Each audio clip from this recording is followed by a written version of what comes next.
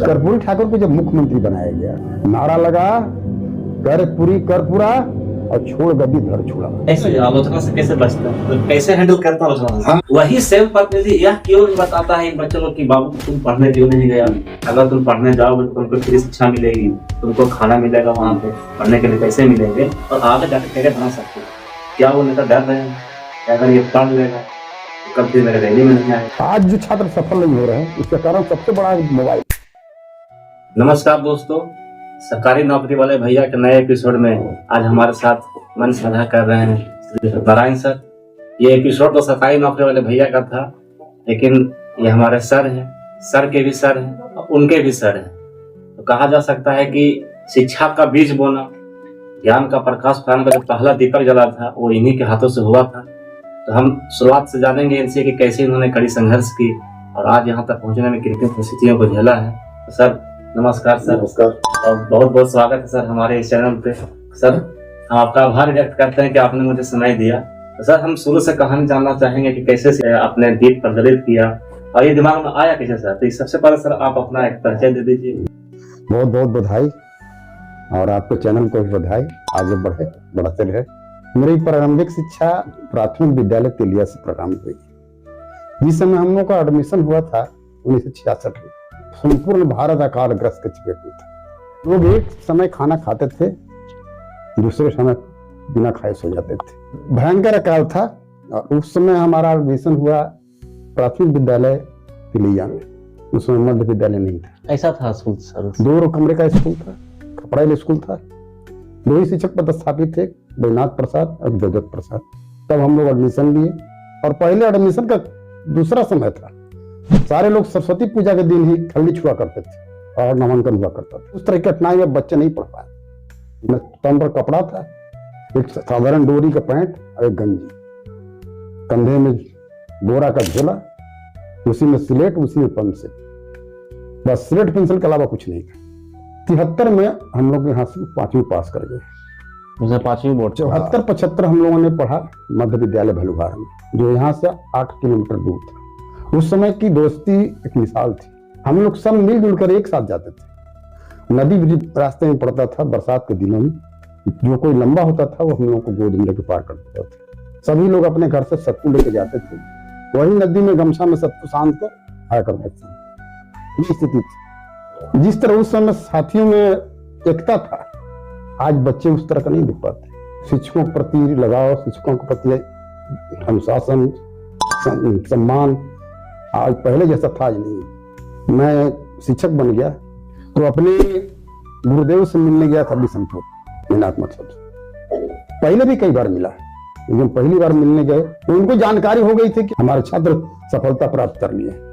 तो हम लोग को देख के भावुक हो गए और आंख से आंसू निकल गए। हम बोले कि सर आप तो जब भी मिलते थे हंसते थे, बोलते थे, आज आपके आंसू से आंसू कैसे निकल रहा है? हमारा मेहनत काम आ गया। इसे मैं खुशी के आंसू है, दुख के आंसू नहीं।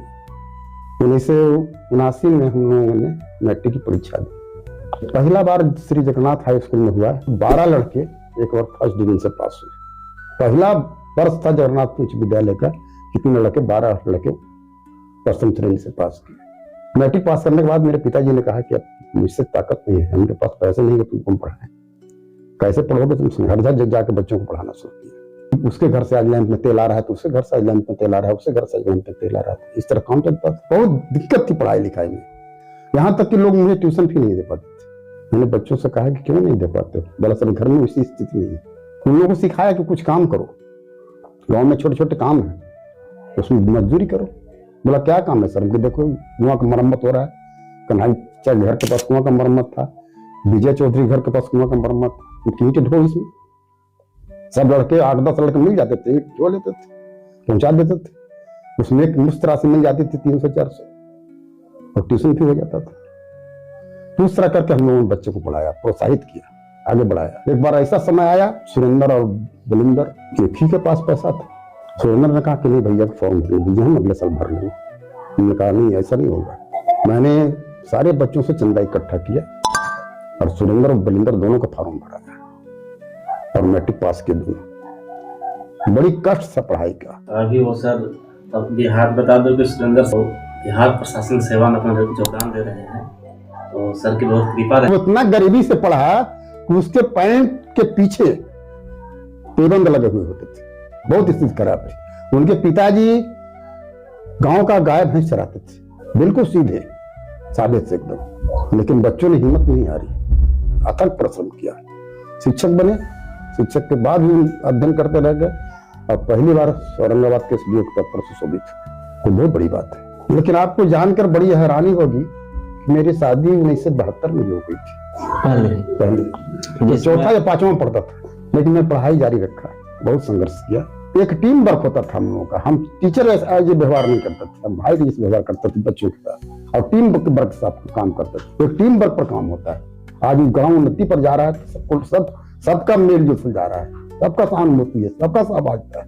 संयोग से 25,000 शिक्षक की बहाली आई 96 में, और उसके बाद 99 में रिजल्ट निकला। इसमें हम सुरेंद्र शंकर शिक्षक के रूप में ज्ञान हुआ, और पहली पोस्टिंग मेरी हुई प्राथमिक विद्यालय आंगरा टोभी में। लेकिन मुझे वहां पढ़ाने में रुचि उतना नहीं लगा, क्योंकि बच्चे कम थे, बच्चे पढ़ना नहीं जानते थे। फिर 2005 में मेरा प्रमोशन हुआ मध्य विद्यालय के लिए, यहाँ से मैं छात्र रहा, वहीं मैं शिक्षक बन गया। 1600 बच्चे का नामांकन था यहाँ, और शिक्षक थे 34, लेकिन बच्चे भी उपस्थित नहीं होते थे उतना, और शिक्षकों में भी पढ़ाने की रुचि नहीं थी। हालांकि जो शिक्षक कभी सुन रहे होंगे उनको लगेगा थोड़ा, और कुछ कारण ये भी था, गांव वाले विद्यालय के कार्य में हस्तक्षेप ज्यादा करते। मैंने गांव के लोगों से कहा कि आप स्कूल में हस्तक्षेप मत कीजिए, मैं यहाँ आ गया हूँ और मैं दुरुस्त कर दूंगा। जो 1600 बच्चों का नामांकन है, कुछ बच्चे जो 8 क्लास में है, वो भी 7 में भी, 6 में भी है। ऐसा क्यों था? सर शिक्षक के चयन करने के लिए बना किया गया, तो कुछ तो लाभ मिलता होगा ऐसा करने से। ऐसा करने से लाभ मिला कि अधिक शिक्षक नियुक्त हुई। सबसे ज्यादा बांकेबिहार प्रखंड में मध्य विद्यालय तिलैया में शिक्षक नियुक्त हुए। शिक्षक बहाली का केवल ये खुमार था कि हम सबसे ज्यादा शिक्षक बहाल करें, और 30 शिक्षक बहाल हुए तिलैया में। उसी संख्या के आधार पर धीरे धीरे मैंने उन बच्चों को हटाना शुरू कर दिया, संख्या घट के आ गई 800। फिर उन्होंने लिख करके दिया कि प्रशासनिक प्रभार में सत्यनारायण यादव को दे रहा, और उस दिन से विद्यालय को सुधारना शुरू किया। प्रतिदिन 8 क्लास चलना शुरू हो गया, नियमित प्रार्थना, नियमित समय पर सफाई, नियमित मध्याह्न भोजन, नियमित समय क्लास का संचालन शुरू हो गया। विद्यालय में कमरे नहीं थे, बिल्डिंग में नहीं थे। गया जाके शिक्षा विभाग से अनुरोध किया कि हमारे विद्यालय में जमीन तो नहीं है, लेकिन मगर भवन का पैसा भेजा जाए तो मैं बना दूंगा। एक के तरफ नाला है, नाले को बोल्डर डाल के हम बना सकते हैं।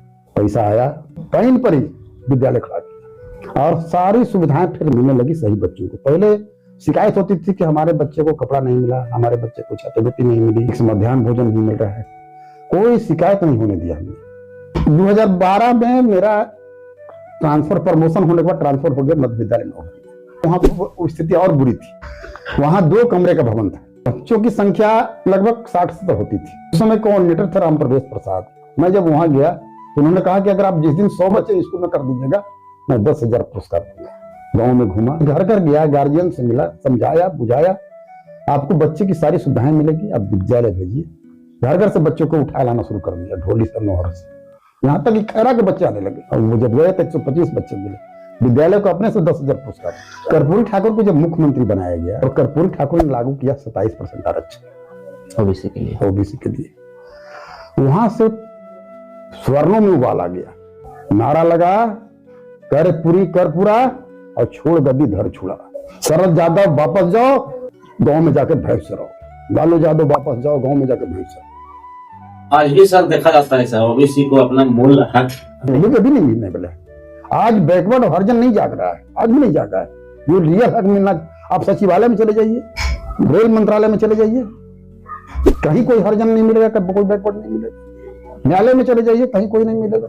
आज बच्चों की जागने की जरूरत भी। हमारे चैनल पे और भी भैया लोग आए थे, तो वो कुछ बता रहे थे कि उन्होंने भी बहुत ही संसाधन सीमित होने के बावजूद भी पढ़ाई की है और अलग अलग सभाओं में अपना योगदान दे रहे हैं। तो सर आप जब स्टार्ट किए थे इस चीज को, घर घर जाकर के लोगों को बुलाना, कि लोग पहाड़ों पर भैंस सब रखना चाहते थे, तो आप वहां से पढ़ के उसको आने के लिए कितना मुश्किल हुआ? बहुत मुश्किल था प्रेरित करना लोगों को। अब पढ़ाई से क्या होता है, हम लड़कों से ज्यादा लड़कियों को प्रेरित करते थे। कहते कि एक बेटी नहीं पढ़ रही, जहाँ बेटी जाएगी वहां पूरा घर को पढ़ाएगी, इसलिए बेटी को जरूर पढ़ने के लिए भेजिए। दिन में ट्यूशन पढ़ाता, रात में शाम, सुबह और शाम और रात में 8 बजे साइकिल से निकल जाता था, डिग्रिया जाता था, जहां जहां बच्चे नहीं पढ़ते थे, रात में अगर नहीं पढ़ते हुए मिले, डंडा साथ में रहता था, सुजले में मारते थे, हड़ा सड़ा, उठो काहे नहीं पढ़ोगे। आज समय दूसरा आ गया। गलत सर से जो भी मंच पे आए थे तो वो बता रहे थे कि पहले दुर्गा पूजा जब होता था तो दुर्गा पूजा खत्म होने के 5-6 दिन बाद तक वो डांस वांस का प्रोग्राम हुआ करता था, रेगुलर सकता, जिससे लोग पढ़ नहीं पाते थे।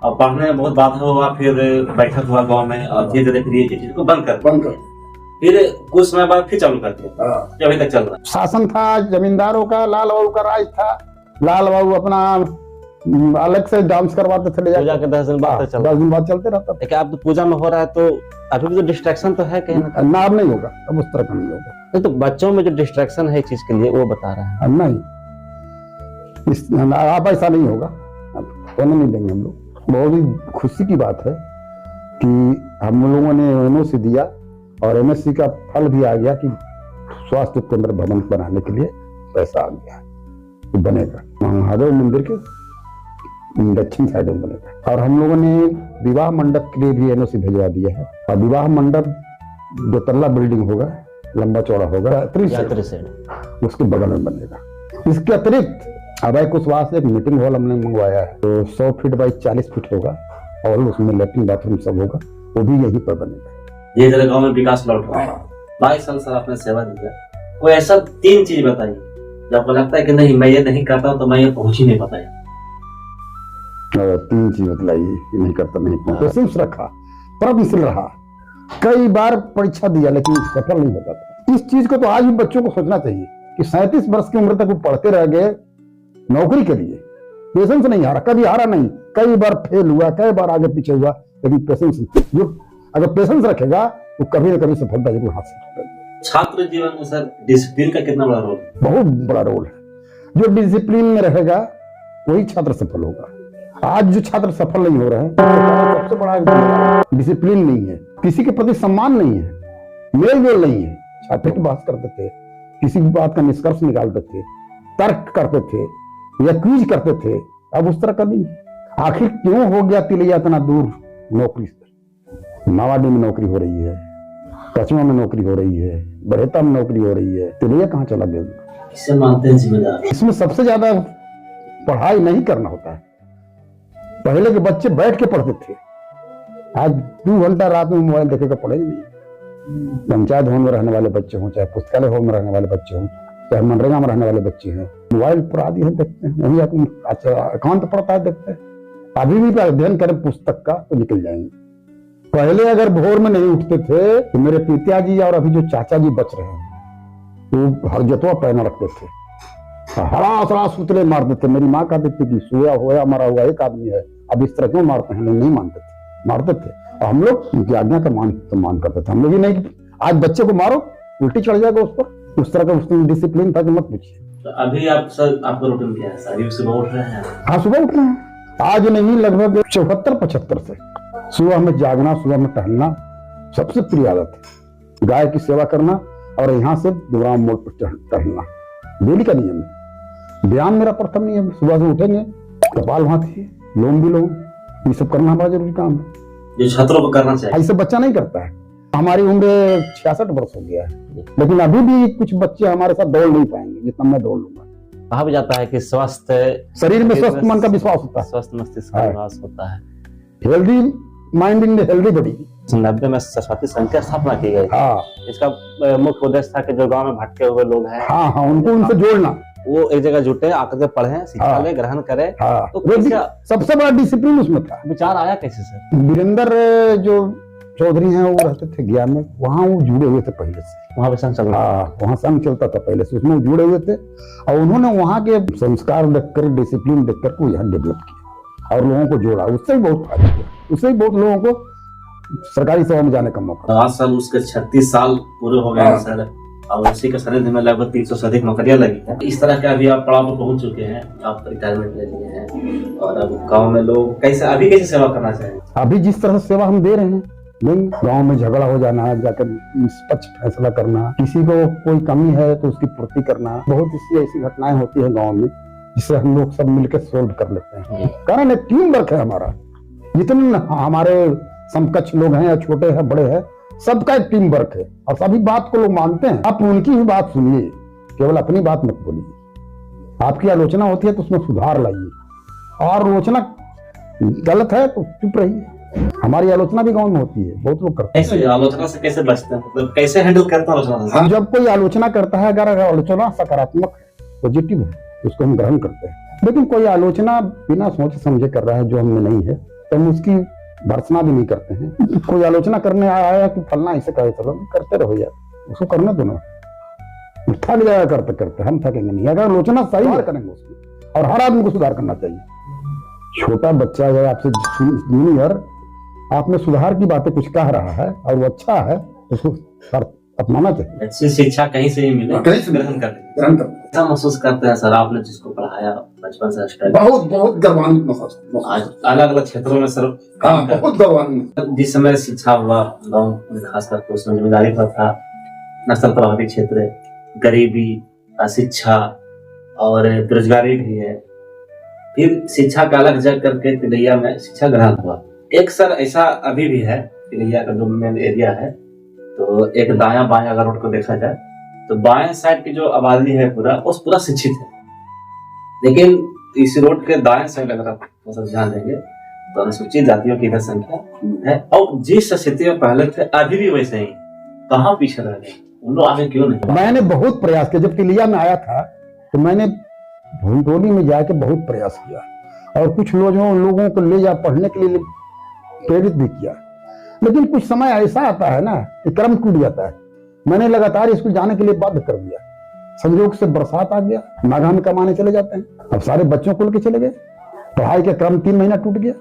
जागरूक नहीं होना चाहते हैं, पढ़ना नहीं चाहते हैं। प्रयास बहुत किया गया, लेकिन सिलेट मुफ्त में दिया गया, पेंसिल मुफ्त में दिया गया, मनोहर पोथी मुफ्त में दिया गया, लेकिन नहीं ग्रहण किया बच्चों ने। तो अगर वीडियो के माध्यम अगर आप सुन रहे हैं, अब एक संदेश रहेगा कि आप इस चीज को समझिए। चाहे अनुसूचित जाति हो, जनजाति हो, चाहे ओबीसी को, चाहे किसी भी जाति की, जाति यहाँ पे मायने नहीं रखता है। आप चीजों को समझिए कि आपके जो प्रतिनिधि है वो आपके लिए क्या कर रहे हैं। मैंने देखा है खास करके कि आपके पास वो आते हैं प्रतिनिधि, और 100 लोग 200 लोग को लेकर जाते हैं, रैली में लेकर चले जाते हैं। वही सेम प्रतिनिधि यह क्यों नहीं बताता है इन बच्चों को कि बाबू तुम पढ़ने क्यों नहीं गया? अगर तुम पढ़ने जाओगे तो तुमको फ्री शिक्षा मिलेगी, तुमको खाना मिलेगा, वहाँ पे पढ़ने के लिए पैसे मिलेंगे, और आगे जाकर कैरियर बना सकते हो। क्या वो नेता डर रहे हैं कि अगर ये पढ़ लेगा तो कल फिर मेरे रैली में नहीं आएगा? ये आजकल के नेता सोचते हैं कि आगे बढ़ जाएगा तो फिर हमारे रैली में नहीं आएगा, हमारा झोला कौन ढोएगा। तो आप इन चीजों को समझिए, सीखिए, पढ़िए। शिक्षा ही एक ऐसा हथियार है जिससे हम अपने जीवन अपने आप बदल सकते। शिक्षा शेरनी का दूध है, जितना पिएगा हाँ वो उतना दौड़ेगा, उतना आगे जाएगा। सर के इस सेवा के लिए, इस उत्कृष्ट कार्य के लिए जो सरहदी संघ चलता है, निष्णात से चलता आ रहा है, सर को सरहदी संघ के द्वारा संघ रत्न और सत्य सम्मान से भी सम्मानित किया गया। बहुत सारे युवा हैं जो कहानियों को सीख रहे हैं, चाहे वो देख नहीं पाए हो, पहले का स्ट्रगल नहीं देख पाए हो, संसाधन की कमी के रहने के बावजूद भी वो पढ़ लिख करके आगे बढ़ रहे हैं। आज संसाधन तो बहुत हद तक पहले से अच्छा हो चुका है, लेकिन वो पहुंच नहीं पा रहे हैं। सर जो कमी रहा, क्या सलाह देना चाहेंगे सर? उनको से कहेंगे कि आप एक टीम वर्क बनाइए, एक टीम बनाइए और बैठ के क्विज कीजिए। क्विज में कितना सफल होते हैं उससे पता चल जाएगा कि आप क्या नॉलेज है, आपको कितना तक पहुंचे। लेकिन जब तक टीम नहीं बनाइएगा, ये जगह बैठिएगा नहीं ईमानदारी से, ये नहीं कि वो आज नहीं आ रहा है, वो आज नहीं आ रहा है, वो नहीं आया, आज 8 बजे जुटना है, 9 बजे जुट रहे हैं, 10 बजे जुट रहे हैं। एक टाइम बनाइए, एक टीम बनाइए और मिल बैठ के सब एक दूसरे से क्वेश्चन कीजिए, क्विज कीजिए, और कौन कितना हल करता है इससे पता चल जाएगा आप कितना पानी में। ये युवा नहीं कर रहे हैं। जो समाज, ग्रामीण समाज कहा जाता है कि बच्चे अगर जन्म ले लें कोई दिक्कत नहीं, जन्म लेकर के वो जहाँ रहे, जिस समाज में रहते हैं, पूरा प्रभाव उस समाज को, उस व्यक्ति पे पड़ता है। एक आदर्श समाज अभी हमारे गांव में खास करके इतना शिक्षा होने के बाद कैसा होना चाहिए? हम लोग तक जो सीमित है, हम लोग को जो समाज मिला है वो अभी तक ठीक चल रहा है, लेकिन जहां हम लोगों के बाद जो समाज आ रहा है वो चल पाएगा कि नहीं चल पाएगा, ये हम लोग भविष्य में नहीं देख रहे हैं। आप सभी तरह के लोगों का सम्मान दीजिए, टीम वर्क अपने आप तैयार हो जाएगा। किसी को नीचा मत समझिए, किसी को गरीब मत समझिए, किसी को ऊंचा मत समझिए, किसी को अमीर मत समझिए। चाहे गरीब घर का लड़का हो उसको भी सम्मान दीजिए, अमीर घर का लड़का हो उतना ही सम्मान दीजिए। सबको अपनी बातों से प्रभावित कीजिए, वो जो बात सुझाव दे उनको भी आप मानिए, उनको सुझाव अगर अच्छे हो तो उनको भी समझिए, तब आप लोग आपसे जुड़ेंगे आपकी बातों पर लोग मानेंगे। मतलब मेरा सौभाग्य रहा कि मैं भी सर से पढ़ा हूँ, मेरे पिताजी भी सर से पढ़े हैं, जो हमारे सर पढ़ाए हैं वो भी सर से पढ़े हैं, जो हमारे सर को जो सर पढ़ाए हैं वो भी सर से पढ़े हैं, और मैं भी सर से पढ़ा हूँ। आज के युवा जो डेली लाइफ में चीज को फॉलो कर रहे हैं, जो डिसिप्लिन के पक्के हैं, उनके लिए कुछ अगर विशेष सलाह हो जाए। विशेष सलाह है कि शाम को जल्दी सो जाए, 9 बजे तक सो जाए जरूर, और 4 बजे उठ जाए। 4 बजे उठ के जो नित्य क्रिया होता है वो करके पढ़ें, अध्ययन करें, 1-2 घंटा अध्ययन करें, उसके बाद व्यायाम करें, टहलें जरूर, 1-2 किलोमीटर डेली टहलें, उससे स्वास्थ्य भी ठीक रहेगा, किसी प्रकार की बीमारी भी नहीं होगी। उसके बाद लौटे, स्नान ध्यान करके नाश्ता करके फिर पढ़ने बैठ जाए। स्कूल जाना हो तो स्कूल जाए, लेकिन पढ़े घर में जरूर, अध्ययन जरूर करें, मोबाइल से नहीं, किताब का अध्ययन करें, पुस्तक का अध्ययन करें। और फिर स्कूल से आने के बाद खेल कूद में लग जाए, 1-2 घंटा खेल कूद भी करें, कबड्डी हो, चिकनी हो, क्रिकेट हो, जो भी खेलो ना खेलें। फिर शाम को हाथ धो करके फिर पढ़ने बैठ जाए। 7 बजे से 8 बजे तक पढ़ाई करें, 8 बजे 8:30 बजे तक खाना खाकर 9 बजे सो जाए। फिर दिनचर्या इसी तरह चलना चाहिए। सर से मिलकर बहुत अच्छा लगा।